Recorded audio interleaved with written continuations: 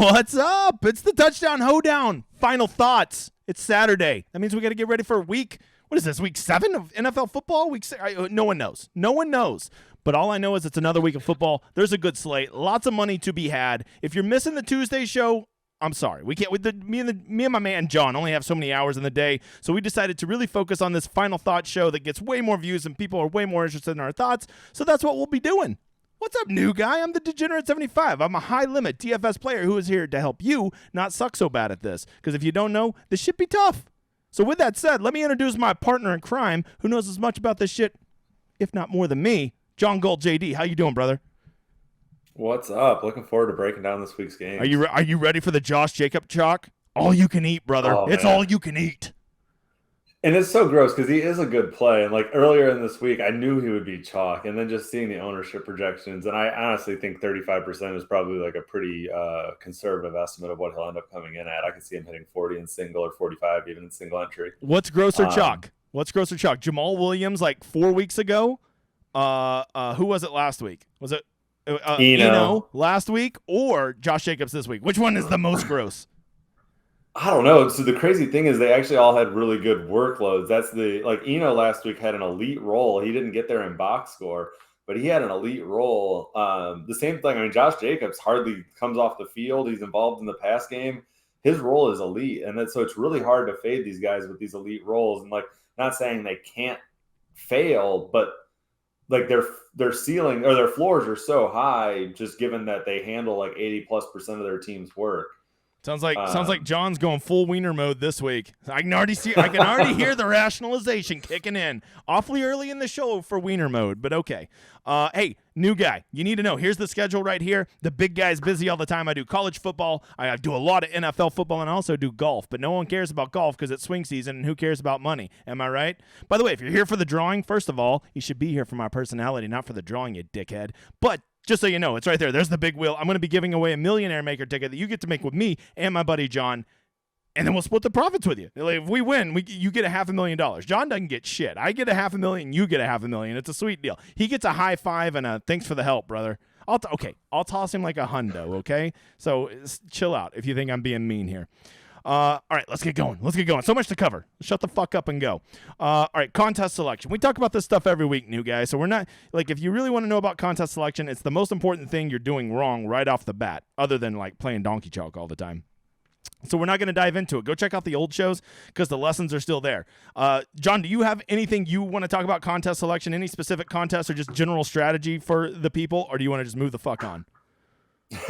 No, I was trying to think of something for this segment because I know we try to hit on this and tend to say the same things most weeks. But so I guess one thing I'm trying to do a little bit of when I have time or when I'm around is to play either the early slate or the late slate, or you can play like the primetime only slates. Or I play with my buddies in a Monday through Sunday or Thursday through Monday week, which has all the games. So just playing some of those alternative slates where as many of the sharps don't play.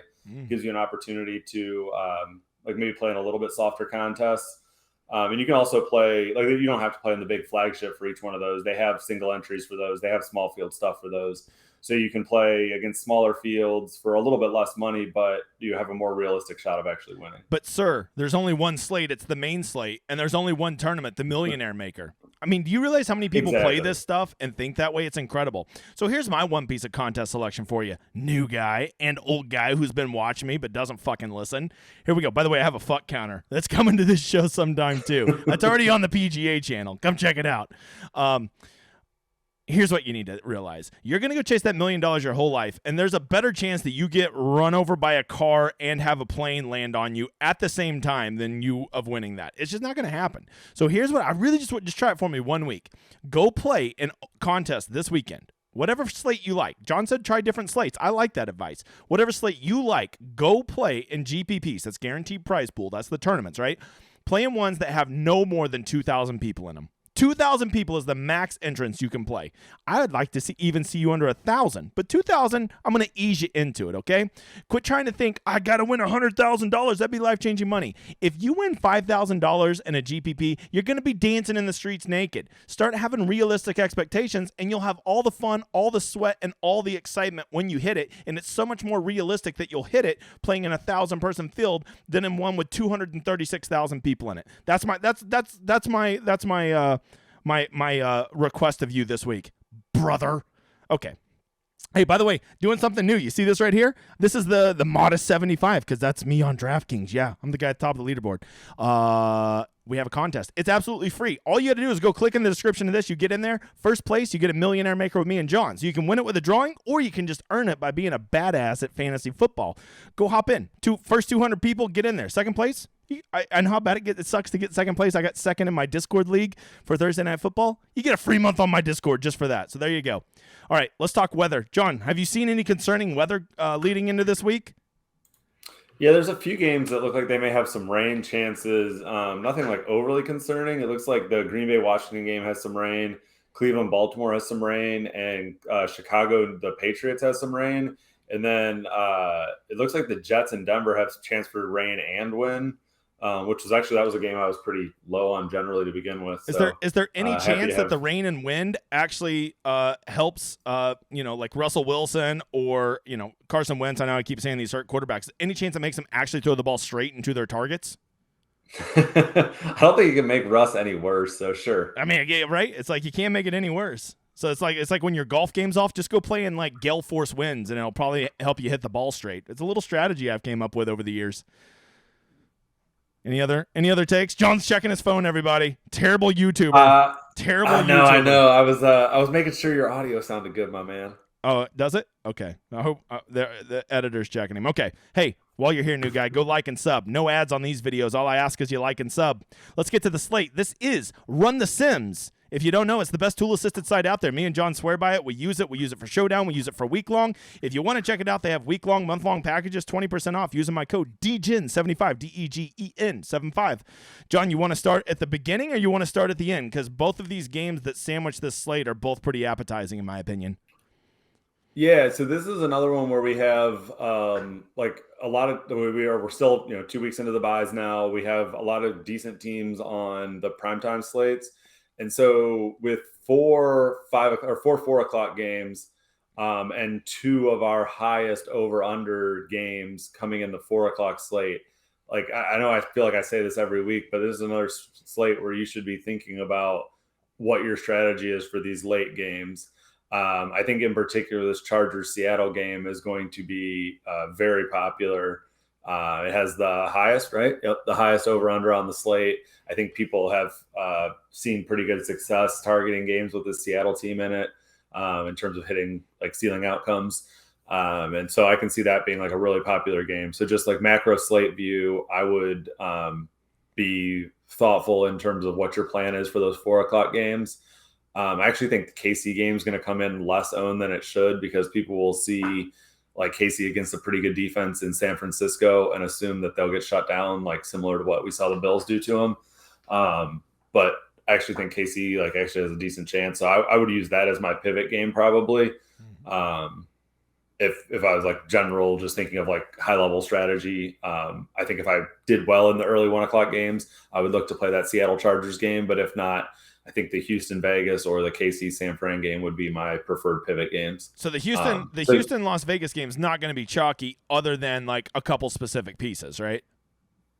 Yeah, it'll be interesting. So Foster Moreau is likely going to start at tight end, and I could see him getting a little bit of popularity at tight end just because we need value on this slate. So Waller's already been announced out, but Moreau was he's been missing as well, so I'm not sure if he'll make his way back. But if he does, I could see him at 2,800 being popular. Any chance they flex him out wide and he's literally on an island of Dr. Monroe? No? Is that a joke that I missed? It's a cheesy movie. Actually, I think it's I don't know. They had Marlon Brando. I remember watching as a kid being all excited, and then I was like, this movie fucking sucks. It was stupid. There's animals being inhuman, whatever. I just wanted to say Island of Dr. Monroe. Okay, there you go. I worked hard to get that joke in there. And I even, okay. We're gonna, So you say we always talk about this, but it is the most underutilized things that top players do in DFS is late swap. It is just something they're doing. You set your lineups, and then at noon when they kick off, Lord's time zone, you're like, well, set it and forget it. See you, bye.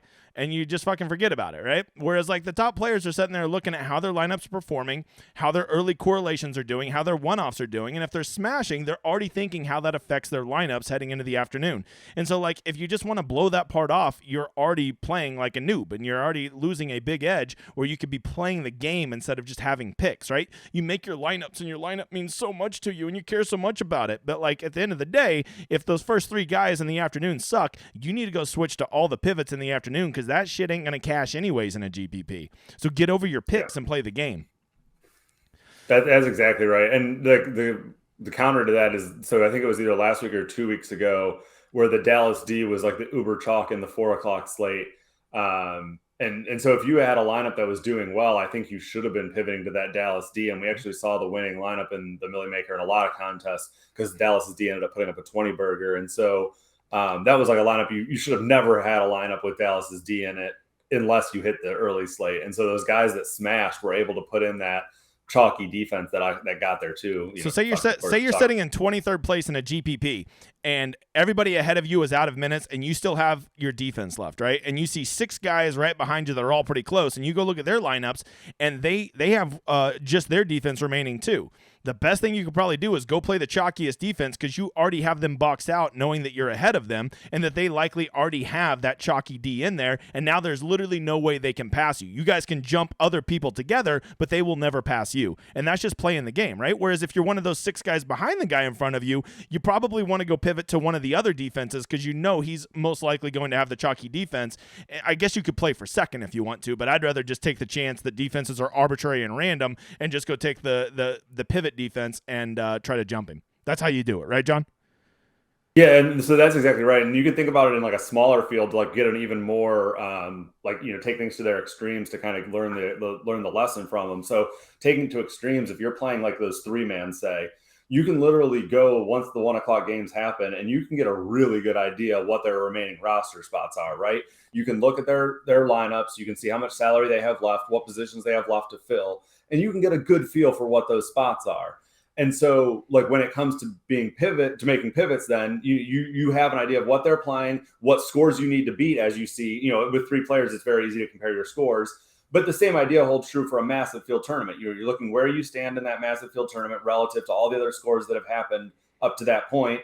And then what do you need? Do you need to box people out from being able to pass you by playing the chalk, or you need to take a pie in the sky approach of like playing some low owned guys where you're not going to win anyways unless these low-owned guys smash. So at least give yourself a chance to either, salvage a min cash or, in the best of cases, run up the leaderboard.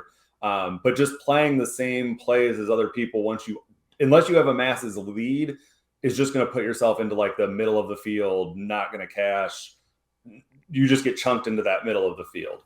There it is. A lot of strategy coming at you tonight. Now let's talk some old games. All right, so the first game we're going to talk about is this Detroit-Dallas game, right? 49 points is a nice total. I see Amon-Ra St. Brown showing up 20% in the optimal. If you don't know, new guy, the optimal is how frequently that player shows up in the optimal lineup, and 20% is a super high number for a wide receiver. John, why do you think Amon-Ra is so high?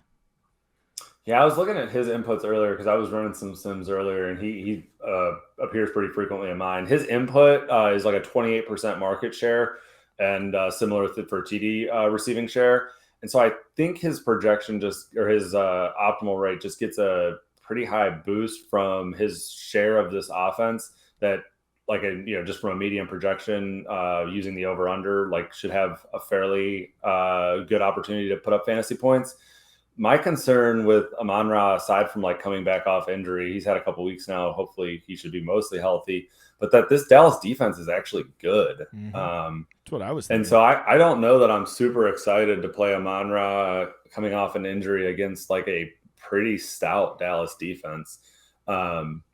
So I probably won't be playing Amon-Ra, even though I saw the same thing you did when I was running sims earlier, that he does show good leverage, especially because I don't think he'll get ownership. I think people will be scared both off the Dallas defense and off of his injury history recently. Yep. And 7,100 is not exactly cheap.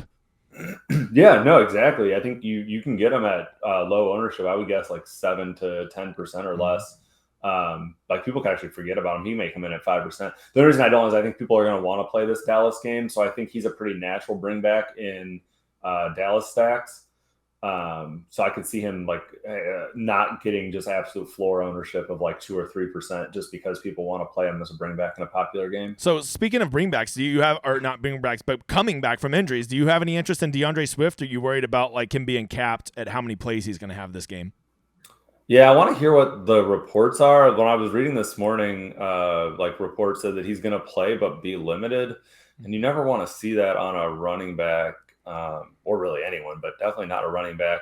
I guess with Swift, I like would be somewhat interested if he's going to come in really low owned, because even if he's going to be limited, he's the type of player that can like break it on a few plays. So I guess I'd be a little interested, but again, with this Dallas defense, I think if I'm playing anything on this, it's probably like Zeke on the other side of the ball as leverage off a chalky CeeDee Lamb.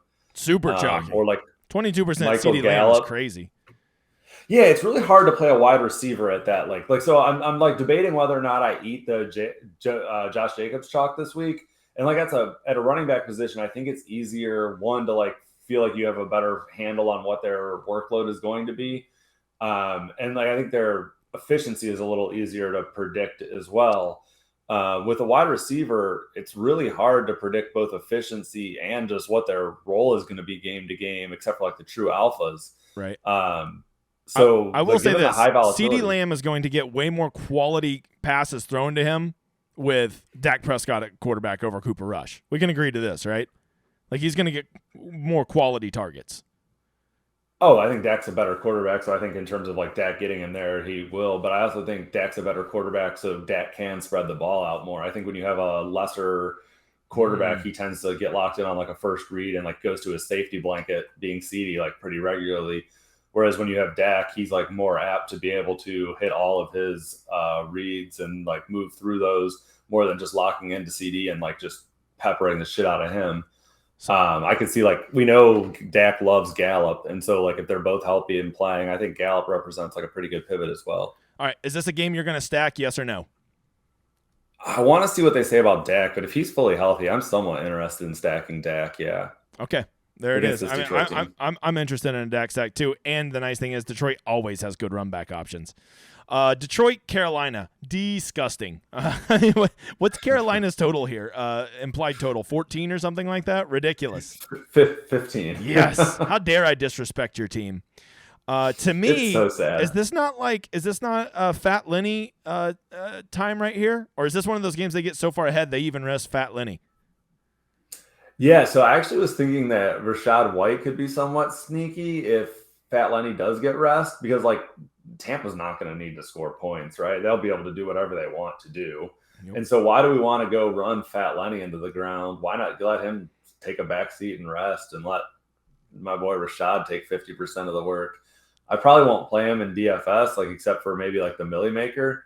But my best ball shares are excited for this week because I think there's a pretty good chance like Tampa can just do literally whatever they want. Did you see that tweet I sent out? They asked who let's see who has the highest exposure to Deontay Foreman out there. And I tweeted back at Underdog, I have 43% Deontay Foreman. Beat that, motherfathers. Yeah. Has anyone beat it? I haven't seen anybody. One guy's like, man, I thought I had the highest, and he only had like 24%. I'm like, get out of here with the amateur numbers. You get out of here.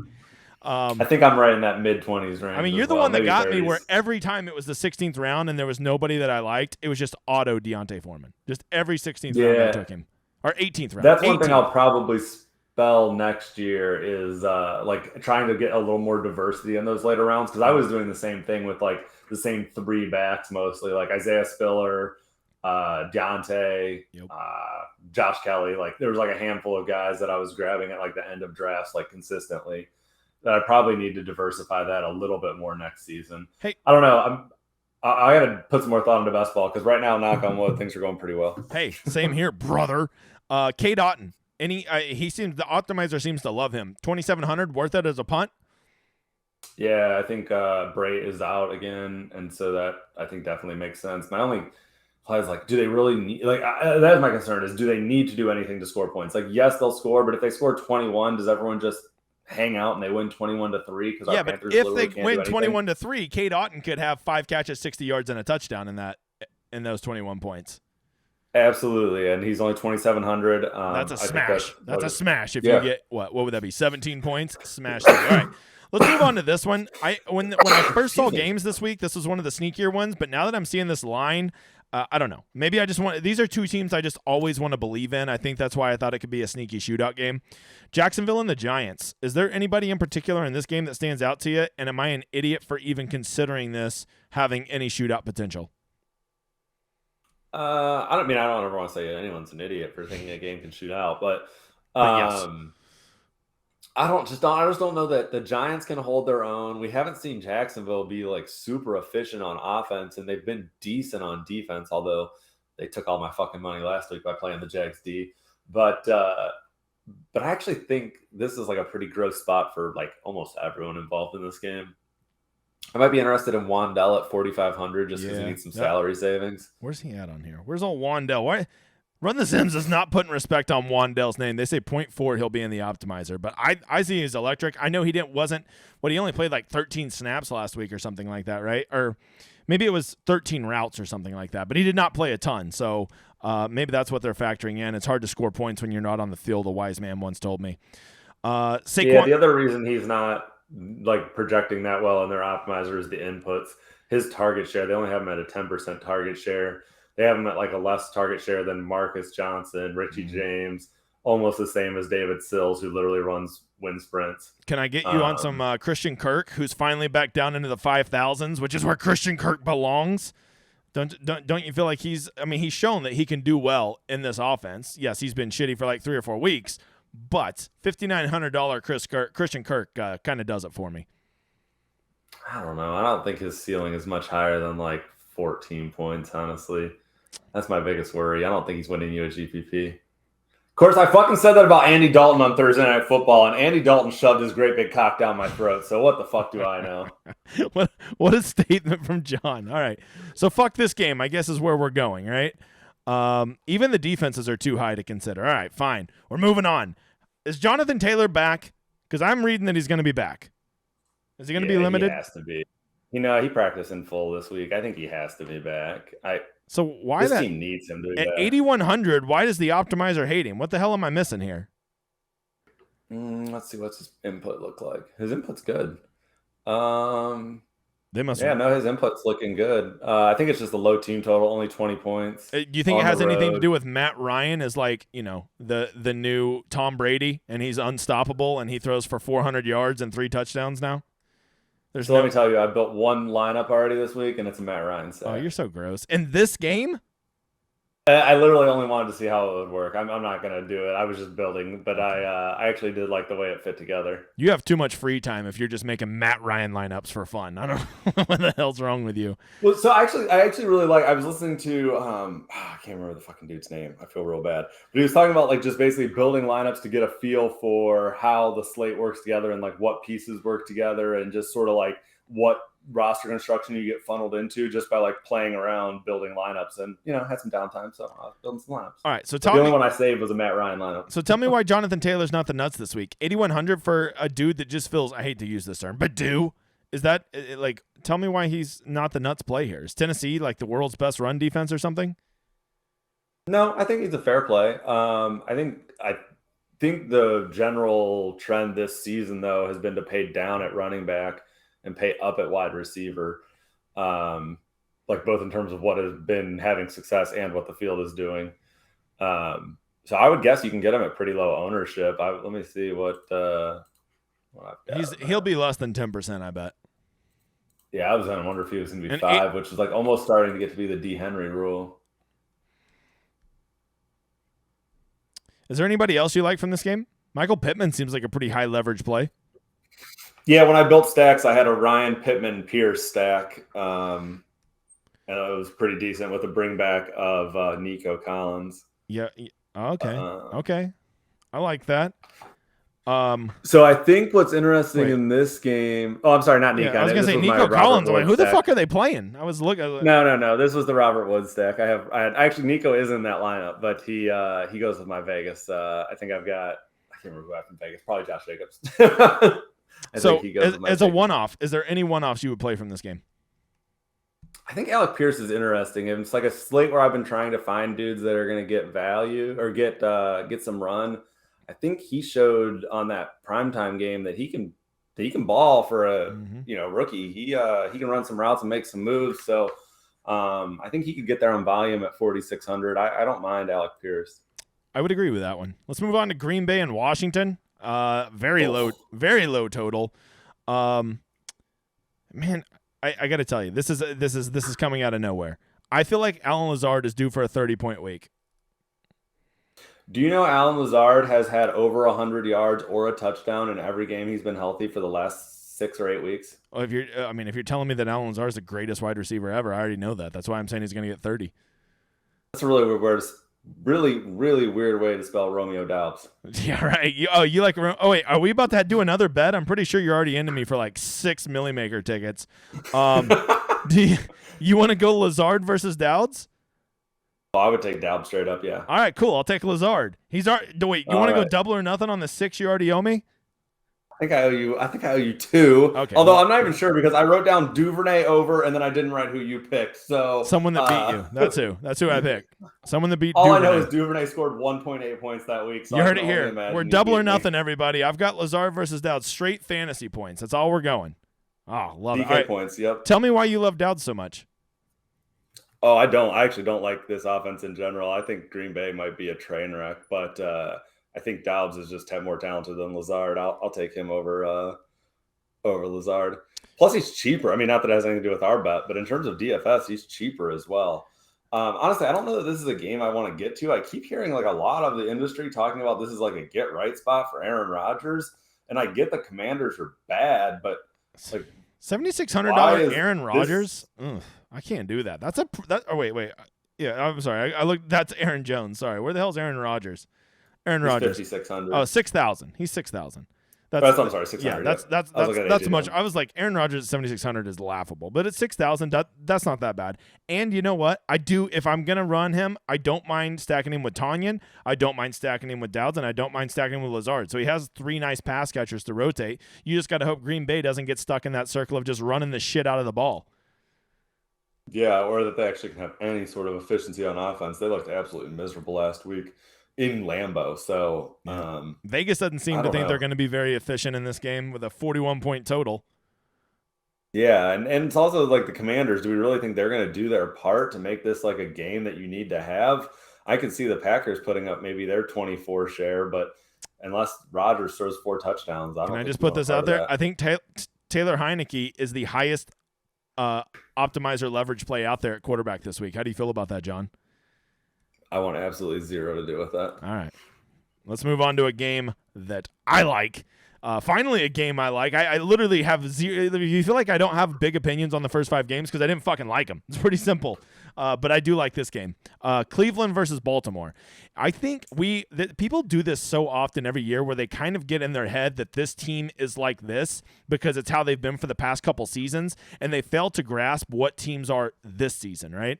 And we always think of Cleveland as like this grinded out, good, gritty defense type of team for the last couple of years. But like their defense isn't that good. And I feel like their offense actually is surprisingly can score and moves a little bit. And so like I feel like this game, Lamar could go wild and at the same time Cleveland could push them. I like this game. There you go. Tell me why I'm wrong. No, I don't think you're wrong. I think Cleveland has one of the best offensive lines in football, and Baltimore has injuries on their defense. So I could see Cleveland doing their part to make this a game. I also think it's pretty interesting. Mark Andrews is like not getting steam. He's been injured this week and just started practicing in Friday, I guess today or yesterday. Well, we're recording on Friday, so today. But I think Andrews is pretty interesting. He's shown like uber alpha all season, and now people are going to be like somewhat hesitant on him because he had a few weeks of like or a few days of veteran rest, presumably. I mean, like we don't know that he was actually like hurt. Like it's the middle of the season. People are fucking all hurt. So isn't Bateman back this week? Why am I not seeing Bateman on here? Bateman's back. No, I think he's still limited in practice. I don't think we've got a clear indication he's going to be back. I could have swore I read before I came on here he was back. That made me like this game that much more. I feel like Bateman is a noticeably better wide receiver than Duvernay, and he just makes the Ravens offense that much better. And I think I read J.K. Dobbins is done, right? Yeah, he's out. He's going to get some surgery. Yeah, he's having like a serious surgery, like 4 to 6 week surgery. Yeah, so I mean, then Kenyon Drake then is like somewhat interesting. I can't see Fat Mike Davis doing anything, and so if Kenyon Drake's going to be the only running back in this like Baltimore Ravens, can you stack him with Lamar? Probably not. I don't know. I like the reason I would be playing Kenyon Drake, I think, is like a efficiency more than anything, because in a team or in a quarterback situation with a mobile, or in a team situation with a mobile quarterback, these like middling running backs can actually have a fair amount of success because like teams are concerned about shutting down Lamar, and like Kenyon's almost an afterthought, right? And so I actually think that's like a pretty interesting pivot. I assume you'll get him at 0 ownership almost. And at 5,100 and slate that needs value, Kenyon Drake's pretty interesting. If I just ran Lamar and Andrews in 100% of my lineups this week, crazy?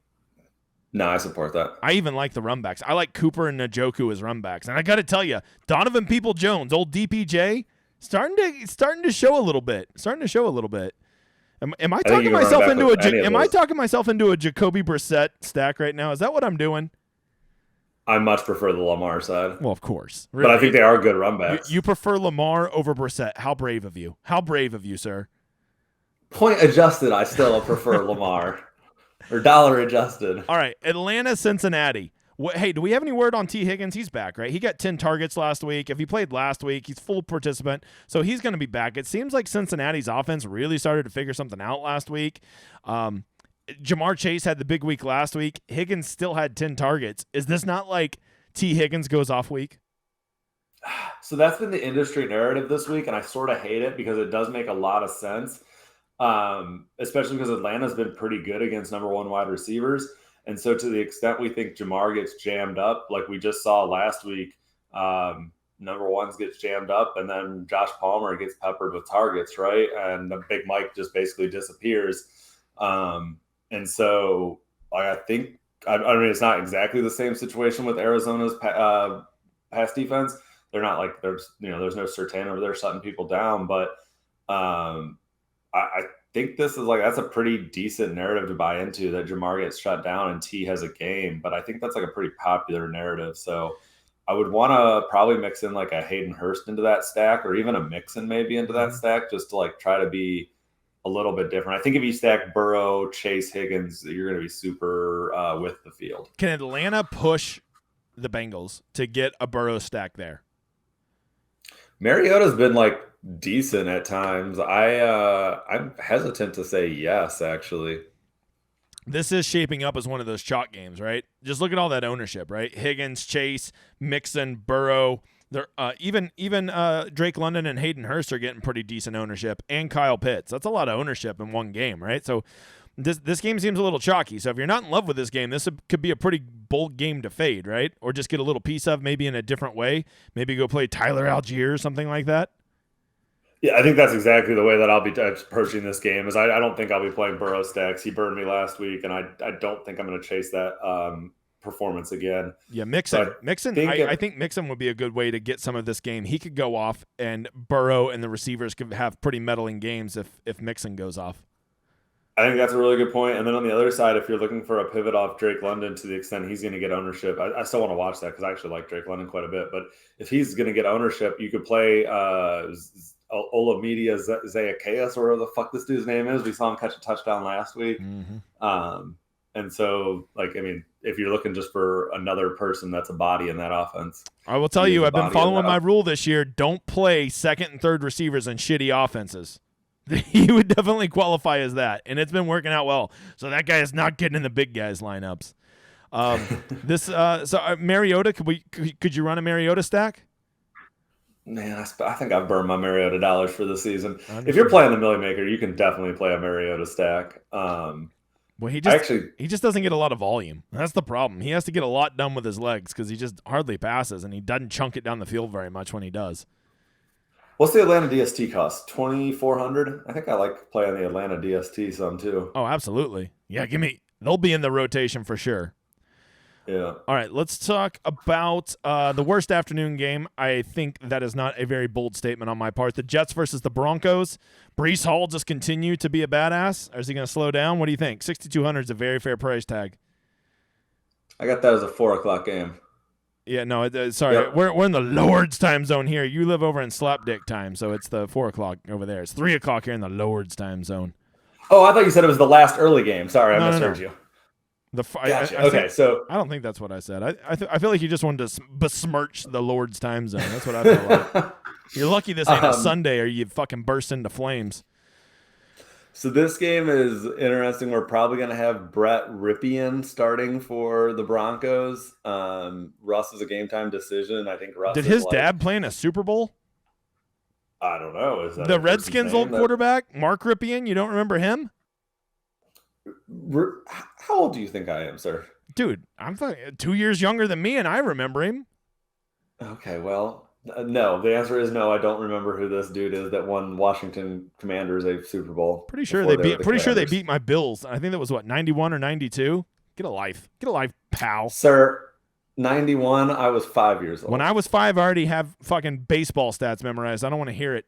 Okay. I wasn't building DFS lineups in my spare time. I was knee deep in a keeper league.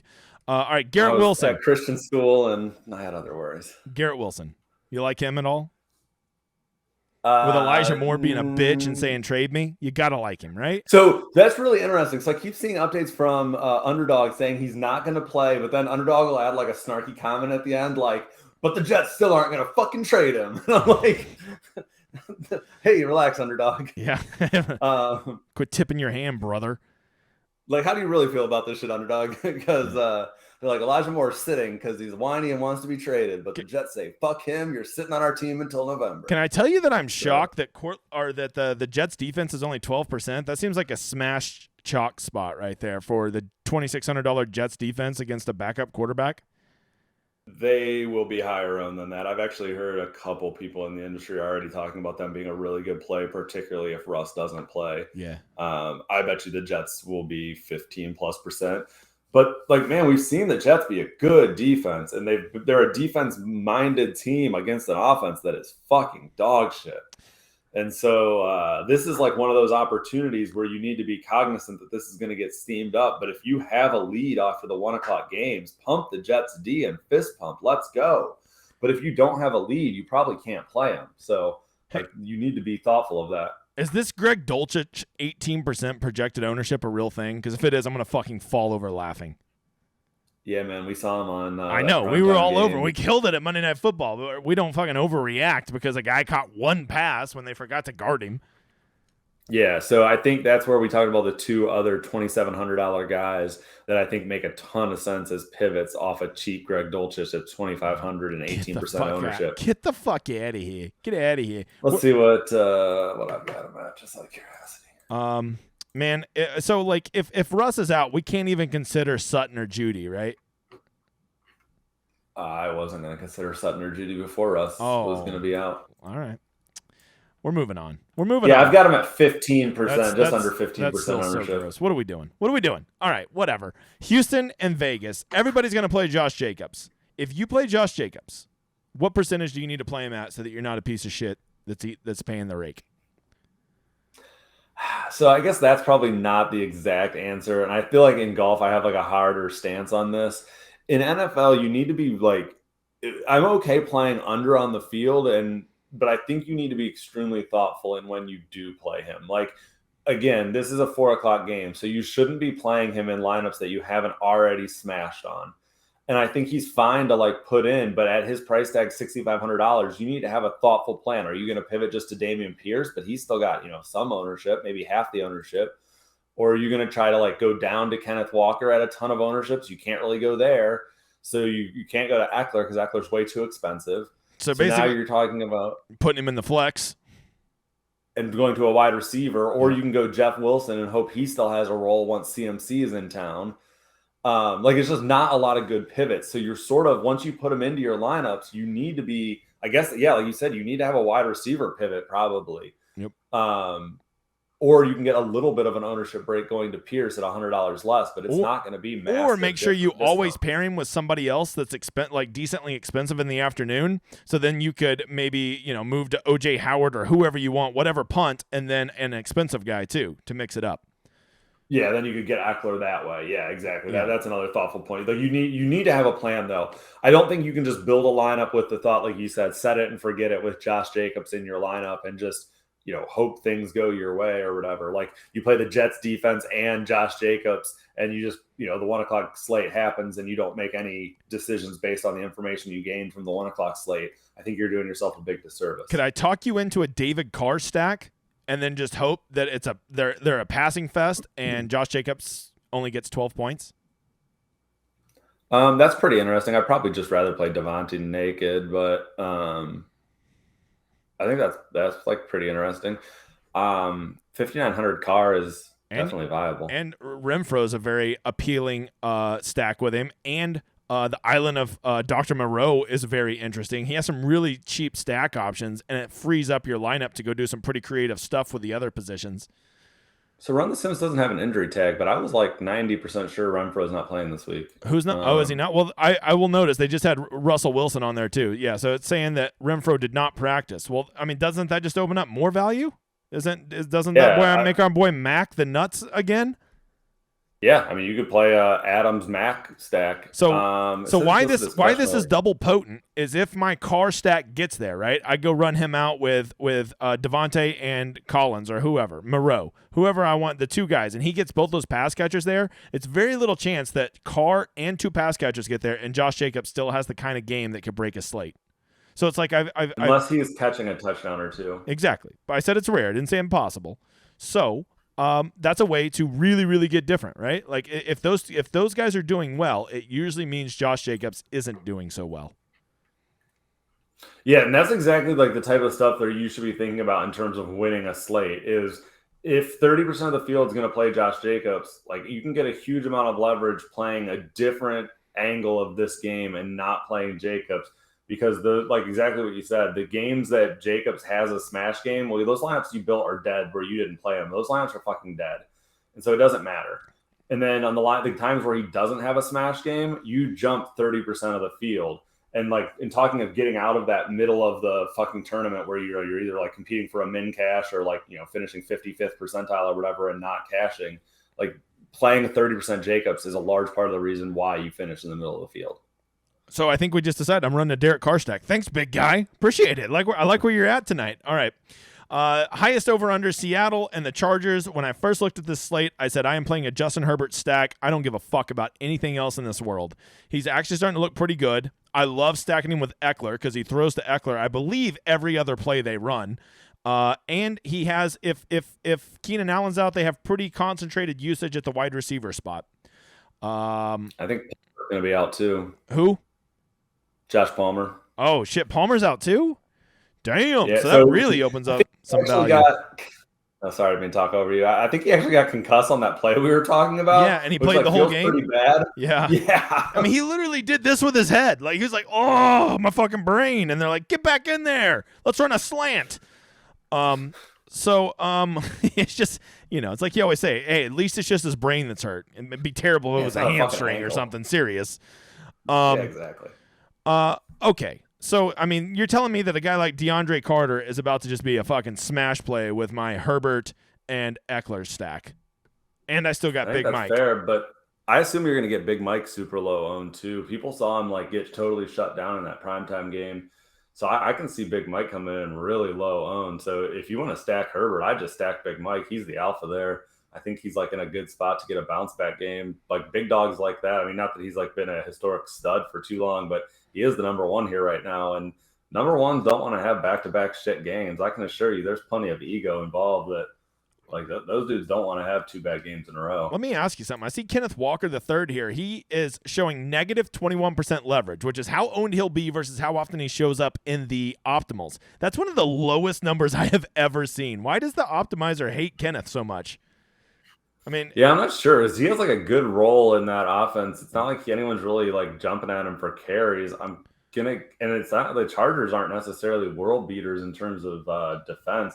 I'm going to guess his team only has 22 points. So his like share of fantasy points isn't super high. At 5,800, I'm surprised he's not hitting optimals like closer to 17 or 18%. That's what I would think. 5,800 is a very fair price for a guy that's looked as good as he has in that offense with the role that he has carved out with a high total. Yeah, I mean, team watch the tape. That dude looks explosive. He's like doing things in backfields that like CMC does, like just making space for himself, like really having amazing vision in terms of like slowing down and then exploding when he needs to.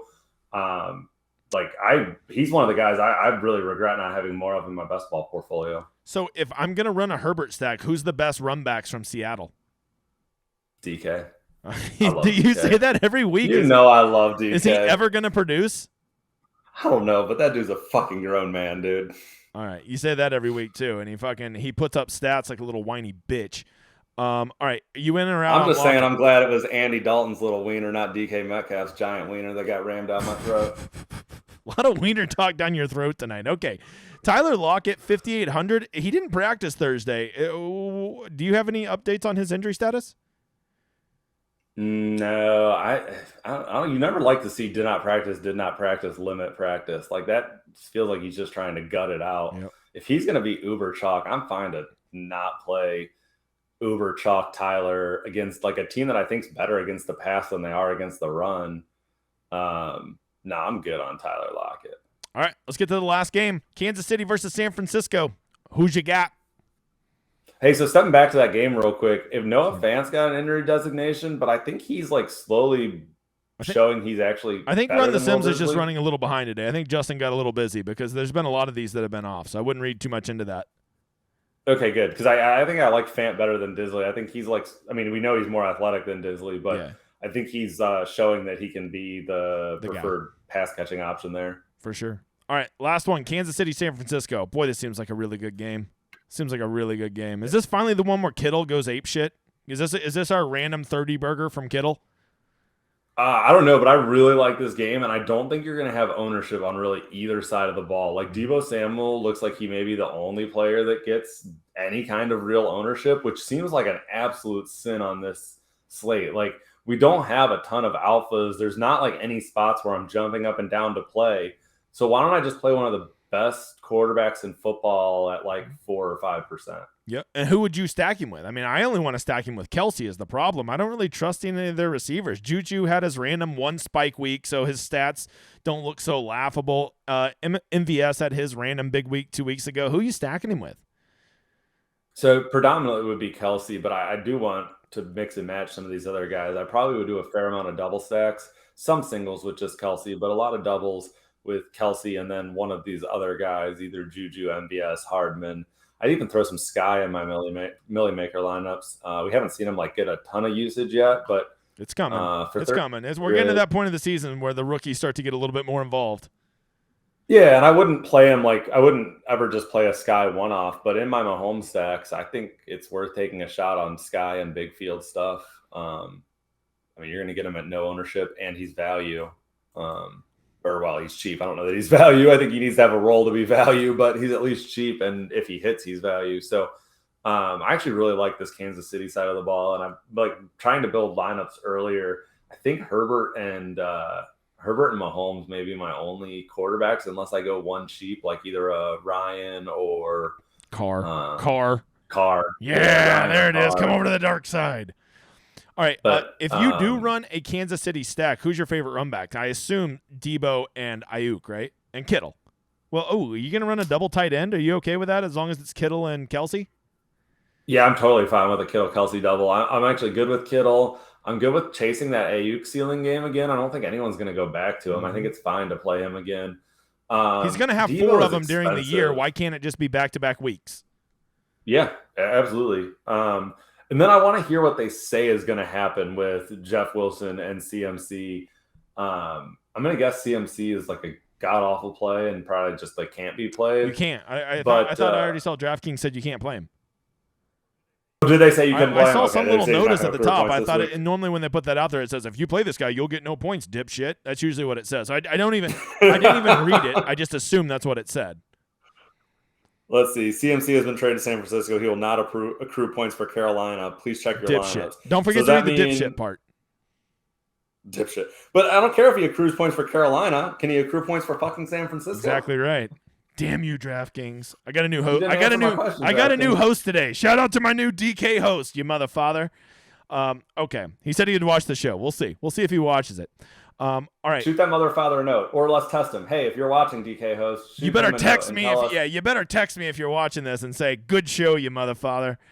All right. Let's. And also tell us the rule on whether or not a dude can accrue points after being traded. Yeah, let us know some rules. Hey, I want to just take a second and give a shout out to all my patrons. The reason that I am able to do all these things and make good, high-quality videos and hopefully entertain you a little bit is because I have a whole bunch of motherfathers over on my Patreon. I give them tons of extra content. We do me and John do special streams for them. Very cool over there. If it's something you're interested in, hey, come check it out. It's right here. It's right here. It'll be in the description of this video. Also, while you're there, go get in that free contest for tomorrow and win a free lineup. Look at this. Look at this. It's called the Holy Grail. I put this together for him. You don't have time to sit here and analyze these things for 58 hours a week like me and loser John do. Well, I make this for you and let you know. Here's your cash plays. Here's your one-offs. Here's your correlations. Here's your guys to stack and break it all down for you. Color code it. It's pretty. Here's the games to attack. All the good shit, right? If you're interested in that, there you go. Let's go ahead and spin the wheel real quick, you motherfathers. This is for a Millie Maker ticket with me and John. Let's see who is going to be a millionaire. I know that guy. Winning for you. Congratulations, you motherfather. Me and you are making a ticket. Reach out to me. I think that's it. John, you got anything you want to conclude? No, not really. I guess we got to hit the one guys we're definitely playing, the one guy we're definitely not playing. There it is. I do that. See, I don't even know my own fucking shtick. Here we go, John. Who is the one guy you are definitely playing this week? Oh, man, you're going to put me right on the spot. But the one guy I'm definitely playing this week, I think, is going to be Kenneth Walker. Wow. Okay. Well, then fuck you. If you're gonna be a wiener, I'm gonna re-wiener up. The one guy I am definitely playing this week. Oh shit. I was gonna say Josh Jacobs, but then I just remembered I want to do a car stack, so fuck him. I got to change my answer on the fly. The one guy I am definitely playing this week is Justin Herbert. I'm playing Herbert stacks. There's no way you're getting me off of it. I said it at the start of the week. I'm gonna follow my gut. Some would say that's a lot of feeling. Who is the one guy that you were definitely not playing this week, John? So Big Mike was the guy I was debating as my definitely playing. So I like the Herbert call. I think I'm definitely going to play Herbert Big Mike stack. So I think that's pretty reasonable. The guy I'm definitely not playing, it's tough. I want to say Josh Jacobs. I think that is the smart answer, right? In terms of GPP, bro, fade the super own Josh Jacobs. Oh, I've got the answer. Especially because I'm already going to play Kenneth Walker, but I think it's probably CD. I think CD's just too high owned. I really want to play that, and I want to stack Dak. And so if I stack Dak, I'll probably get some CD in, but man, he's going to be so high. How many quarterbacks are you stacking this week, Core? The only correct answer here, and the only correct answer is the one guy I'm definitely not playing this week, Greg Dulcich. Get the fuck out of here, Greg Dulcich. What the fuck are y'all doing with your lives? Jesus. All right. Maybe he'll hit, but that's not the point. Even if he does, whatever. Hey, I've enjoyed this time with you guys. I hope you enjoy the show. If you have any questions, feel free to shoot me a tweet over on the Twitter, a direct message. I leave them open. I'm not a dickhead. I don't big guy ya. There's the Degenerate75. Here's my schedule. I do a lot of fucking content. Come check it out. Going to be at 1,700 subscribers this weekend. Not even 6 months old. Tell a friend about us, you motherfather. That's what helps us grow. I hope you've enjoyed this show, but more importantly, I hope you enjoy my outro.